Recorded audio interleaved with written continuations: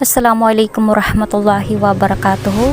Good day, I am Rasmia Bandila from BSBA MK3C and this is my report presentation in the subject Human Resource Management.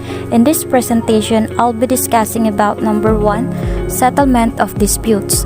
It shall be the duty of labor conciliators to call the parties concerned within a period exceeding 48 hours immediately upon receipt of a valid notice for a strike or lockout.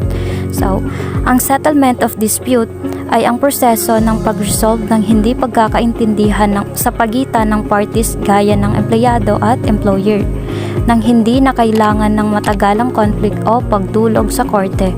Sa labor relations, ito ay kadalasang may kinalaman sa mga issue tulad ng working conditions, sahod o iba pang employment terms.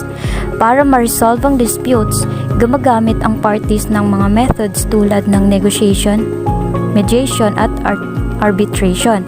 For example, ang mga labor conciliators ay inaatasan para tulungan ang both sides na magkasundo agad, especially when there's a risk of strikes or lockouts. The goal of dispute settlement is to reach a fair and acceptable solution that avoids disruptions in the workplace and maintains good relations between workers and management. Employee Code of Conduct. An Employee Code of Conduct defines acceptable employee behavior.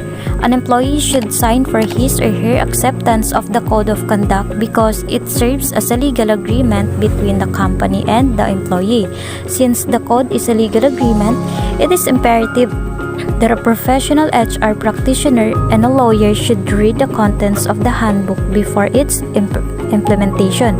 The contents of the Employee Code of Conduct vary from one industry to another, but there are certain commonalities in them as well.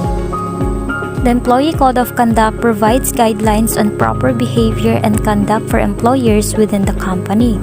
Its purpose is to maintain a professional, safe, and respectful work environment.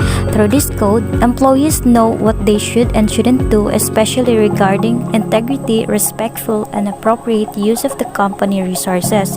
The Code of Conduct also helps prevent conflicts or misunderstandings in the workplace and protects both employees and the company from potential issues or legal problems. The following are the common contents of an Employee Code of Conduct. Number 1, prohibition of illegal activities such as gambling, smoking, or drinking. Employees are not allowed to engage in illegal behaviors such as gambling, smoking, or drinking in unauthorized places. This helps ensure a safe and professional atmosphere. Number 2, prohibition of discrimination. Discrimination based on gender, race, religion, civil status, or other personal factors is not tolerated. This policy promotes a respectful and inclusive workplace. Number 3, sexual harassment. Guidelines are set to prevent inappropriate behavior, ensuring all employees feel safe and respected. Number 4, confidentiality expectations such as non-disclosure of confidential information. Employees are often required to keep company information confidential and not disclose it to unauthorized parties. This is vital to protect the company's interest in intellectual property. Number 5, dress code and appearance. Guidelines on appearance help maintain a professional image in the workplace. Number 6, punctuality and absenteeism, tardies and absences. Punctuality and attendance rules regarding lateness and absenteeism ensure reliability and productivity among staff. Number 7, procedures for sick and emergency leaves. Procedures for sick and emergency leaves ensure employees understand how to handle absences responsibly. Number 8, sanctions for each violation, outlining the consequences of violating the code such as warnings, suspension, helps enforce the rules effectively. Employee discipline enables employees to conform to established standards of performance and behavior. It is usually a procedure that corrects or punishes an employee when one of the rules of the company is violated. So, ang employee discipline ay isang mahalagang proseso sa trabaho na tumutulong sa mga empleyado na sumunod sa mga itinakdang pamantayan ng performance at pag-uugali sa kumpanya. Ang layunin nito ay tama o bigyan ng parusa ang mga empleyado kapag lumabag sila sa mga patakaran. Common employee violations are usually based on the following. Number 1, personal habits of employees.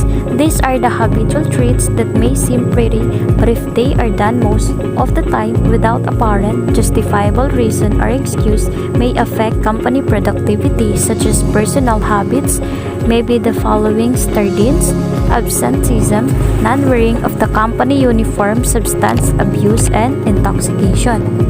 Ang personal habits of employees ay tumutukoy sa mga personal na gawi o pag-uugali ng empleyado na kapag madalas na ginagawa ng walang valid reason ay maaaring maapektuhan nito ang productivity ng company. Kabilang yung tinatawag nilang tardiness o pagiging late. Absenteeism, yan yung madalas na pag-absent palaging hindi pumapasok sa trabaho ng walang valid reason. Non-wearing of the company uniform, hindi pagsunod sa dress code ng company. Ang substance abuse naman is yan na yung paggamit ng bawal na gamot, at intoxication, yan na yung pag-inom ng alak, mga bisyo na maaaring makaapekto sa performance at image ng company.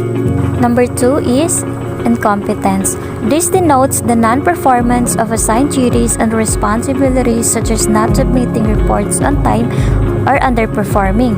Ito ay tumutukoy sa hindi maayos na pagganap sa mga naka-assign na tungkulin at responsibility. Isa sa mga halimbawa nito ay ang hindi pag-submit ng reports sa tamang oras o hindi pagbibigay ng expected performance sa trabaho. And the number 3 is misconduct. This involves fraud, malversation, offense, deceit, and dishonesty, violation of a rule, sleeping while on duty, and sexual harassment. Ang misconduct ay tumutukoy sa mga seryosong paglabag sa patakaran ng company gaya ng pandaraya, maling paggamit ng pondo, panloloko at hindi pagsasabi ng katotohanan. Kasama rin dito ang mga bagay tulad ng pagtulog habang naka-duty at sexual harassment. Ang sexual harassment is yung pang-aabuso sa kapwa, pagsasagawa ng hindi nararapat na aksyon laban sa mga kapwa-empleyado. Positive and negative discipline. Employee discipline can either be positive or negative. Positive discipline encourages employees' participation by allowing them to willingly conform to the policies and code of conduct. If an employee is underperforming, he or she can be encouraged to perform better by providing suggestions on how to be more productive. According to Der Spiegel 2013, positive discipline applies reason in the achievement of company objectives. It allows the individuals to objective exercise his or her freedom as an individual through self-expression. Ang positive discipline ay nakatuon sa pag-encourage ang mga empleyado na sundin ang company policies at pagbutihin ng kanilang performance sa pamamagitan ng constructive support. Instead of punishing mistakes, ang positive discipline ay nagbibigay ng guidance at suporta tulad ng pagbibigay ng feedback o suggestions para makatulong sa pag-improve ng empleyado. The goal is to create an environment kung saan ang mga empleyado ay motivated na sundin ang inaasahan ng kumpanya ng kusa at handang mag-take ng personal responsibility sa kanilang trabaho. According kay Der Spiegel 2013, ang positive discipline ay nagbibigay daan sa self-expression at personal freedom, tumutulong sa mga empleyado na magtrabaho patungo sa mga company objectives ng mas align sa kanilang values. Samantala, ang negative discipline naman ay gumagamit ng mga parusang hakbang para itama ang hindi kanais-nais na behavior or performance. Kasama rin dito ang pagbibigay ng warnings, penalties, or even termination for employees who fail to meet expectations. While negative discipline can sometimes be effective in discouraging poor performance or behavior, it may also lead to a fear-based and work environment.